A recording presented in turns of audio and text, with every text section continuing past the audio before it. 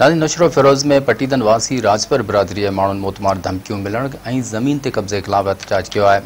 उन हवाले सां ॾिसूं था महबूब कलोड़ो जी ही रिपोर्ट। नशरो फिरोज़ जे अॻियां मौजूदु आहियूं। पटीदन जे रहवासी राजपर बिरादरी जे माण्हुनि पारां ज़ुल्मनि ख़िलाफ़ एहतजाजी मुज़ाहिरो कयो वियो आहे। अचो त उन खां पुछूं त संदन मसइलो छा आहे। मसइलो साईं आहे त असांजो डॉक्टर शौकत भेण जो आहे, लियाकत राजपर भेण जो आहे, जेको असांजे ॾाॾे जी मुरासी मिल्कत आहे। 8-10 प्रॉपर्टियूं आहिनि, जंहिं मां हिकिड़ी जॻह में मां रहां थो, ॿी जॻह में मुंहिंजी भेनरुनि ॿई मुंहिंजूं भेनरूं आहिनि। डॉक्टर शौकत उन प्लाट जा कच्ची आबादी नवाशमा पंहिंजे नाले बोगस कागज़ पियो ठाराए। उन जे लाइ मूं कच्ची आबादीअ जे डायरेक्टर खे दरख़्वास्त ॾिनी। उन तां डॉक्टर शौकत मछरजी पियो, जेको वञी मूं ते कूड़ो केस कई, मूं ते हमिलो कयईं। उन खां पोइ हू मूंखे मोतमार धमकियूं ॾींदा रहिया। उन खां अलावा मुंहिंजो जेको ॿियो लियाकत आहे, उहो बि मुंहिंजो भेणी जो आहे।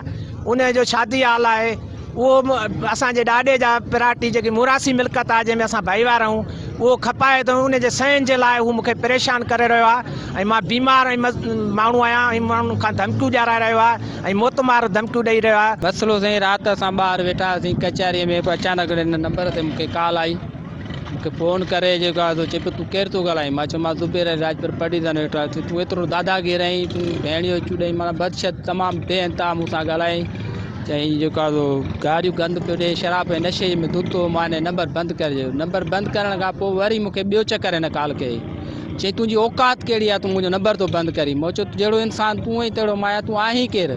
चई मां कोन ॿुधाईंदुसि, तोखे मां ॾिसी रहंदुसि, मां केॾी महिल तोखे खणाईंदुसि, तोखे मूंखे ख़बर आहे तूं ॿाहिरि वाह ते सुतो पियो, मां तोखे केॾी महिल माराईंदुसि। डॉक्टर शौकत मां ऐं लियाकत मां ऐं उन भाउ परवेज़ मां पुलिस वारनि मां असांखे 24 कलाक ख़तरो आहे। असांखे दोस्तनि खे धमकियूं ॾियाराए मोकिलींदा, असां मूंखे रफ़ीके जे पुट जूं मुडियूं लुणंदासीं।